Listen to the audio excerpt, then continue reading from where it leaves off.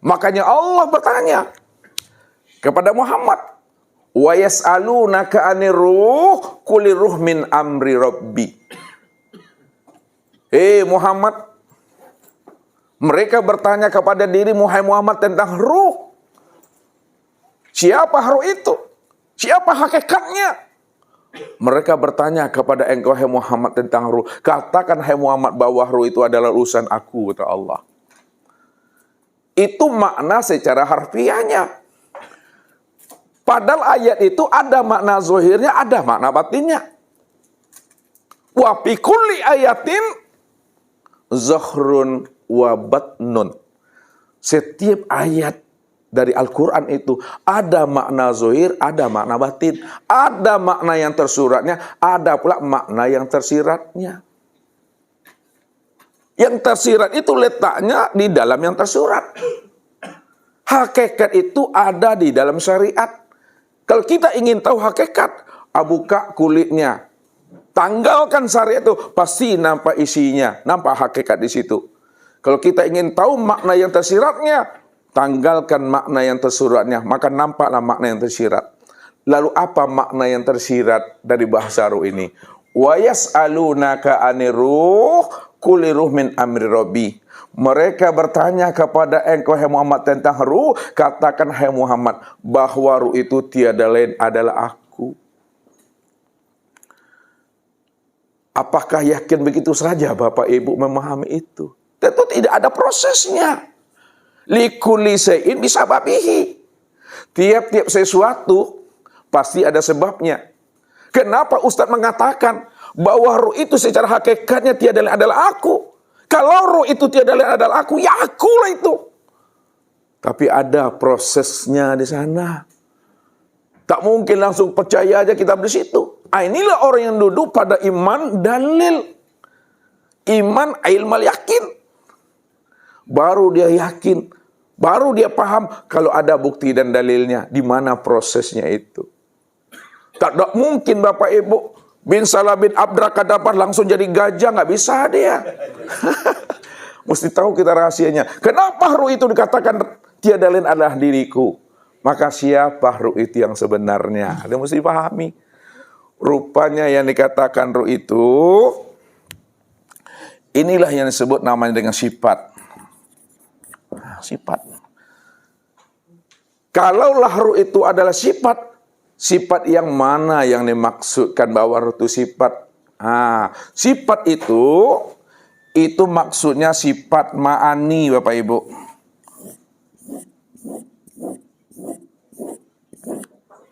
Sifat ma'ani yaitu sama, basar, kalam, ilmu, qudrat, iradat, hayat. Nah, itu dia. Ya. Ruh itu tiada lain adalah sifat. Sama itu artinya yang mendengar. Nah, ini ya. Kalau arti terjemah sama itu mendengar. Tapi makna yang mendengar. Nah, gitu cara mengartikan Bapak Ibu. Yang mendengar. Nah, basar melihat, maknanya yang melihat. Nah, gitu cara ambil pahamnya. Kalam yang berkata, ilmu yang mengetahui, kudrat yang kuasa, irodat yang kehendak, hayat yang hidup. Ruh itu adalah sifatku. Sama, basar, kalam, ilmu, qudrat, iradah, dan hayat. Kalaulah sama itu artinya mendengar, basar artinya yang melihat, kalam artinya yang berkata, ilmu artinya yang mengetahui, qudrat, iradah, dan hayat maknanya yang berkuasa, yang berkehendak, dan hidup. Pertanyaannya, siapa yang dikatakan yang mendengar itu? Yang dikatakan yang mendengar itu ya Allah. Siapa yang disebut yang melihat? Yang melihat itu ya Allah.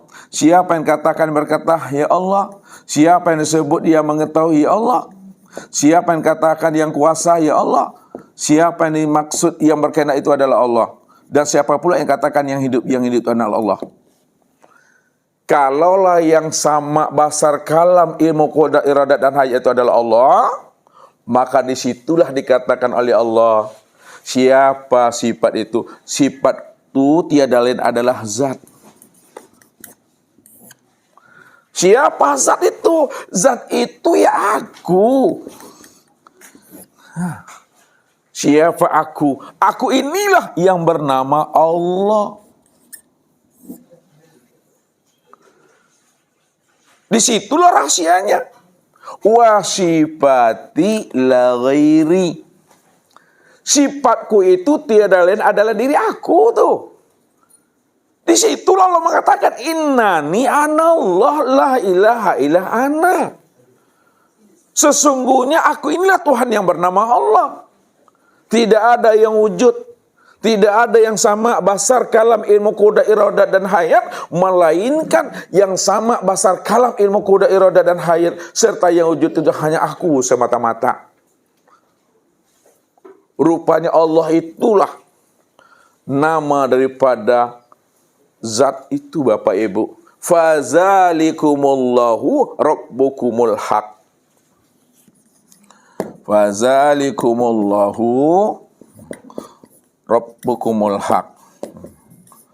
Maka zat yang demikian itulah Rabbmu yang sebenar-benarnya.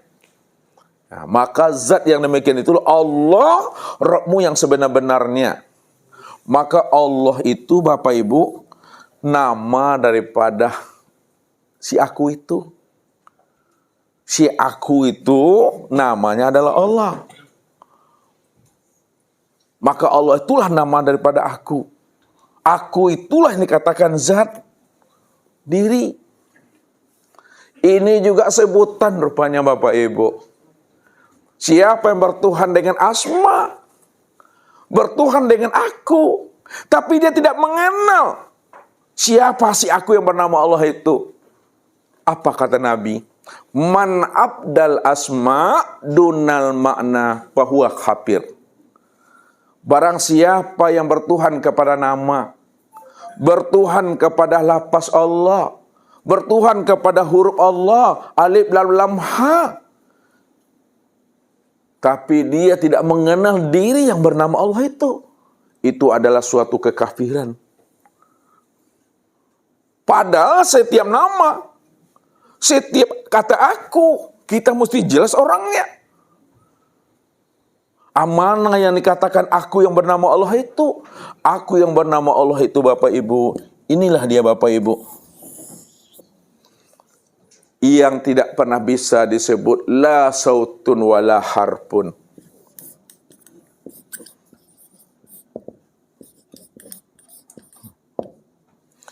Tidak ada kata dan suara.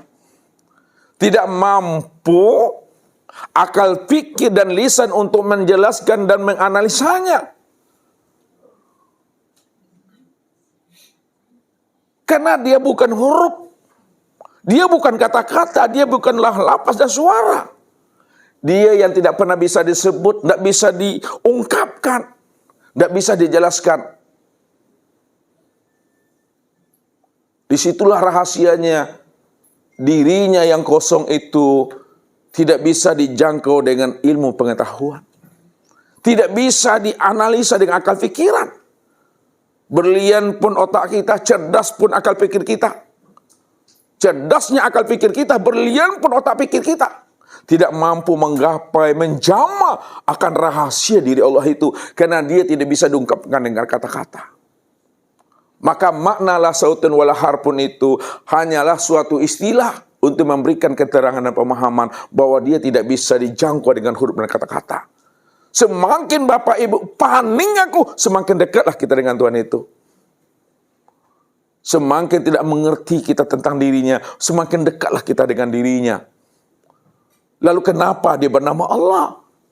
Karena dia tidak bisa disebut, tidak bisa dijangkau dengan akal fikir. Maka yang tidak bisa dijangkau dengan akal fikir dan tidak bisa disebut, maka dinamailah dengan Allah. Yang membuat paning aku, yang Allah tuh. Buntut aku, itulah tuh yang Allah tuh. Ya, yang membuat kita buntu, yang membuat kita paning aku tuh, terheran-heran aku, itulah yang membuat yang bernama Allah itu Bapak Ibu. Inilah yang disebut namanya makom Tuhan. Makom Tuhan itu diistilahkan namanya Ghaibul Ghuyub. Ini Ghaibul Ghuyub. Atau disebut namanya Kuni bil Kuni.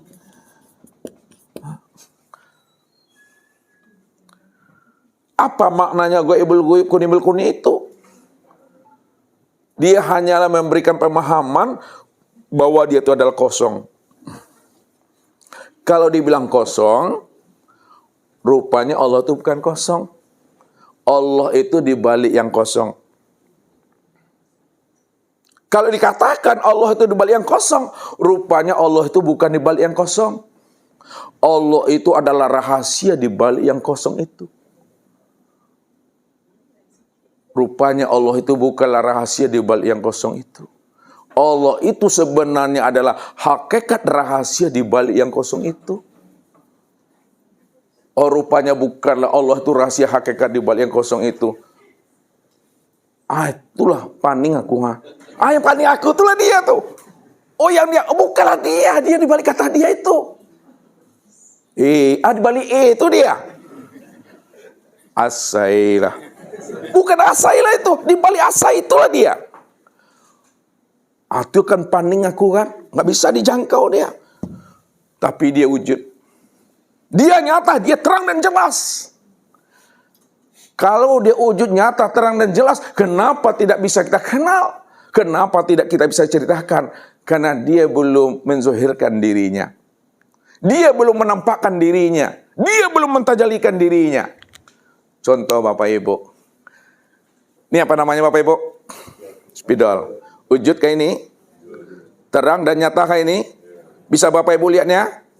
Bisa. Wujud, nyata, terang dan jelas bisa dilihat. Sekarang, yang namanya spidol yang wujud dan nyata ini, Ustaz letak sini. Bapak Ibu bisa melihatnya?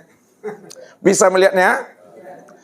Kalau Bapak Ibu tidak bisa melihatnya, padahal Bapak Ibu mengatakan spidol itu nyata. Spidol itu wujud, terang. Kalaulah spidol itu wujud nyata dan terang Bapak Ibu, kenapa Bapak Ibu tidak mampu melihat spidol itu? Padahal dia wujud nyata, terang dan jelas. Apa sebabnya? Iya, Bapak Ibu tidak bisa melihat spidol itu walaupun dia wujud nyata dan terang, karena spidol itu belum menampakkan dirinya. Belum mewujudkan dirinya.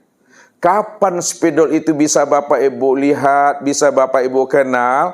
Ketika spidol itu menampakkan dirinya. Ketika spidol itu mewujudkan dirinya. Ketika spidol itu mentajalikan dirinya. Ketika spidol itu menzohirkan dirinya. Ketika spidol ini telah menzohirkan dirinya, telah menampakkan dirinya, telah mewujudkan dirinya, barulah kita mampu mengenal dan menyaksikan spidol itu yang sesungguhnya. Allah, walaupun belum bisa dilihat, belum bisa disaksikan, belum bisa dikenal, bukan berarti dia tidak wujud. Bukan berarti dia tidak terang. Bukan berarti dia tidak ada. Dia terang, dia wujud, dia nyata. Namun kita belum mampu melihat dan menyaksikannya disebabkan karena dia belum mentajalikan dirinya. Kapan dia baru bisa dikenal? Kapan baru kita bisa melihatnya? Apabila dia telah mentajalikan akan dirinya. Disitulah Allah itu beraku-aku dengan keakuan dirinya sendiri. Ketika Allah beraku-aku dalam keakuan dirinya sendiri, apa kata Allah? Kuntu kanzan mahfiyat wa ahbabtu an u'rafa wa khalaqtul khalqa liya'rifani. Aku ini adalah perbendaharaan yang tersembunyi, lalu aku ingin dikenal. Karena aku ingin dikenal, maka aku ciptakan sesuatu daripada diriku supaya yang aku ciptakan itu dia mampu mengenal aku. Akulah sebenarnya yang wujud dan nyata pada dirinya. barulah dia bisa dikenal ketika dia menzohirkan dirinya. Menzohirkan dirinya.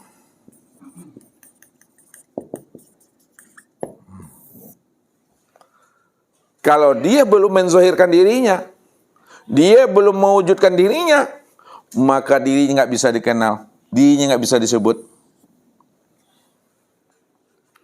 Baru dirinya bisa dikenal dan disebut ketika dia telah menzohirkan dirinya. Bahasa tauhidnya mentajalikan dirinya.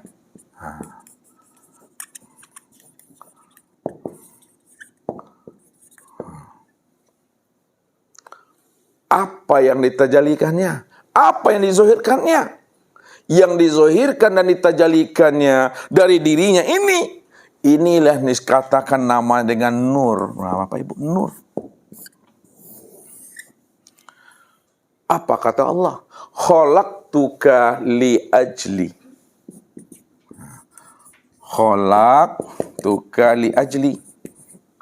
Wa khalaqal alam li ajlika. Aku ciptakan dirimu, aku zahirkan dirimu li ajli, untuk menyatakan akan diriku. Wa khalaqal alam li ajlika, dan dijadikan alam itu untuk menyaksikan akan dirimu. Makanya Allah ingin dikenal, ditajalikannya lah dirinya. Itu yang berupa nur.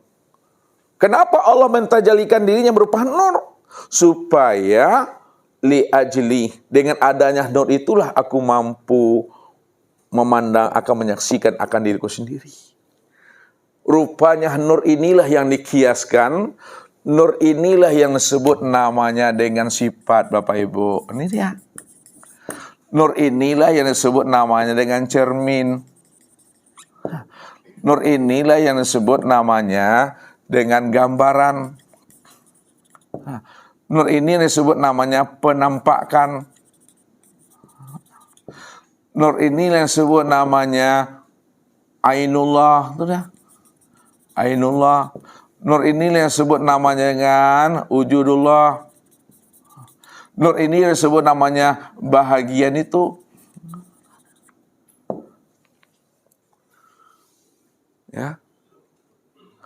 Kalaulah nur itu adalah sifat, cermin, gambaran, penampakan, ya, bahagian, wujudullah, ainullah, itu maknanya kalau kita ingin mengenal Tuhan, ingin mengenal Allah, ingin bertemu dan bersua dengan Allah, kenalilah nur ini. Karena nur inilah penampakan dirinya. Nur inilah cermin untuk memandang dirinya. Kalau kita langsung, ya tidak bisa Bapak Ibu. Ya, karena belum ada siapa-siapa di situ. Namanya saja belum ada tuh. Walaupun dirinya ada, dirinya wujud, tapi dirinya yang wujud itu belum bernama. Karena dia dalam kesendirian tuh. Inilah yang disebut namanya, dialah yang Ahmad, dia pula lah yang Muhammad. Dia yang Ahmad, dan dia pula yang disebut namanya Muhammad. Dialah yang memuji, dan dia pula yang terpuji. Dialah yang memuji akan dirinya sendiri, dengan dirinya sendiri. Inilah maksudnya dia beraku-aku dengan keakuan dirinya. Namun karena dia ingin dikenal, disitulah dia mentajalikan dirinya. Mentajalikan dirinya itu tujuannya supaya dirinya bisa dilihat dan dikenal. Dirinya yang ditajalikan itu supaya dirinya bisa dikenal dan dilihat, maka disebutlah namanya dengan nur. An-nur inilah yang disebut namanya sifat. Nur inilah yang disebut namanya cermin, gambaran, penampakan, ainullah, wujudullah, bagian daripada dirinya. Di situ dikatakan khalaqtuka li ajli. Aku jadikan dirimu untuk menampakkan diriku, untuk melihat dan menyaksikan diriku. Jadi siapa yang ingin melihat diriku? Siapa yang ingin berjumpa dengan aku? Kenalilah nur ini. Siapa yang sudah mengenal nur, maka sudah sama dia mengenal diri yang punya nur itu. Inilah pesan Nabi itu.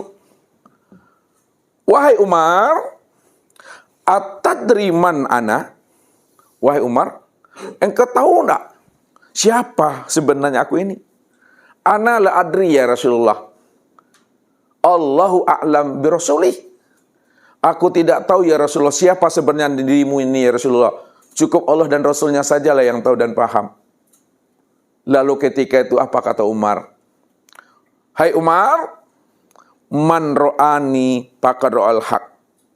Siapa yang mampu memandang dan menyaksikan akan aku, sudah sama dia mampu memandang dan menyaksikan Allah. Apa maksudnya itu? Wahai Umar, kalau kamu mampu memandang nur, nur ini sudah jadi tubuhku, nur ini sudah jadi tubuhku, dan nur ini juga telah menjadi ruhku, maka sudah sama kamu memandang akan Allah yang sempurna nyata pada diriku ini. Apa sebabnya? Karena nur inilah yang dikatakan rahasia diri Allah. Nur inilah yang disebut wujudullah. Nur inilah yang disebut namanya bahagia daripada diri Tuhan itu. Maka kenalilah dirimu. Tak payah kita mengenal Allah Bapak Ibu dengan membaca alam semesta. Terlampau luas Bapak Ibu. Kalau alam semesta ini kita kacau, dikicau atau dikacau, dikicau, dikusai dia, dikusai. Kita ingin mencari Tuhan kemana-mana, ke hutan, ke gunung, dibawa senter, gini kan, tidak akan mensobok Bapak Ibu, tidak akan pernah jumpa Bapak Ibu. Tapi ketika senter itu diarahkan kepada diri, baru terperanjak aku. Rupanya Tuhan yang kita cari selama ini tak perlu pada alam semesta ini, terlampau payah. Cukup pada diri ini. Ini yang dikatakan oleh Rasul. Man talabal maula bi ghairi nafsin faqad dola dolalan ba'idah. Barang siapa ingin mencari dan menemui Tuhan keluar dirinya, maka dia berada pada kesesatan yang sangat jauh.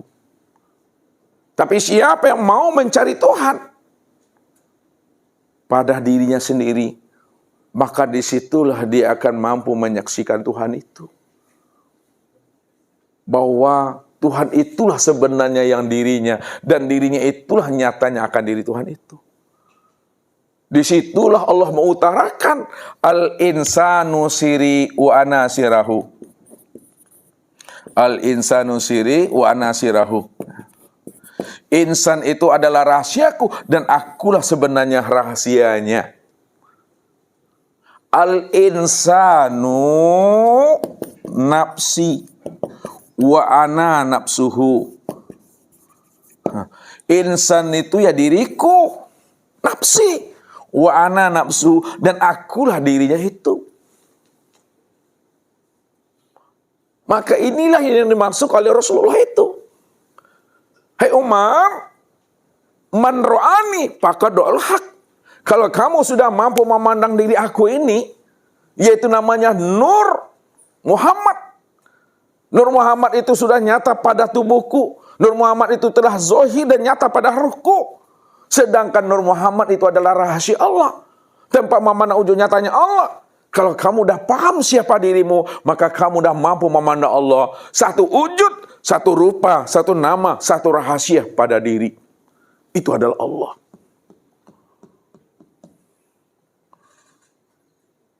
Ini yang Nur Muhammad. Kenapa dikatakan Nur Muhammad? Disebut Nur ini dengan Nur Muhammad karena Nur inilah tempat memandang akan wujud Allah. Makanya, karena Nur ini tempat memandang akan wujud nyatanya Allah, maka disebutlah namanya Nur Muhammad. Bukan Nabi Muhammad, Bapak Ibu. Ya, Nur Muhammad. Nur Muhammad inilah penampakan diri Tuhan. Nur Muhammad inilah perwujudan diri Tuhan. Nur Muhammad itulah rupa nyatanya diri Tuhan itu. Sekarang Nur Muhammad sebagai nyatanya rupa diri Tuhan sudah sempurna sebutannya dengan insan. Insan itu Nur Muhammad itu maksudnya. Siapa Nur Muhammad yang telah nyata wujud sempurnanya pada insan? Nur Muhammad ini tiada lain adalah Allah tuh. Kenapa Nur Muhammad itu tiada lain Allah? Karena Nur Muhammad itu bahagian daripada dirinya. Bahagian daripada diri Tuhan. Itu tiada lain adalah Tuhan itu sendiri. Disitulah letak pahamnya. Man arafa nafsahu faqad arafa rabbahu. Siapa yang kenal dirinya, pasti dia kenal Tuhannya. Rupanya Tuhannya itulah sebenarnya yang dirinya. Dirinya itulah wujud nyatanya Tuhan itu. Kesimpulannya, siapa yang sebenar-benar diri? Yang dikatakan sebenar-benar diri itu tiada lain adalah Allah. Allah lah sebenarnya yang disebut namanya seakmal diri. Allah inilah yang disebut namanya diri sejati. Allah inilah yang dikatakan namanya sejati diri. Allah inilah yang disebut namanya diri sebenar-benar diri. Jadi diri yang sebenar diri, diri sejati, sejati diri, seakmal diri, Allah. Namun Allah itu bukan lafaz Allah itu yang Allah. Allah itu nama daripada dirinya. Nama daripada si aku ini aku. Innani anallah. La ilaha illa ana. Aku ini. Makanya dia beraku. Itu yang aku sejati.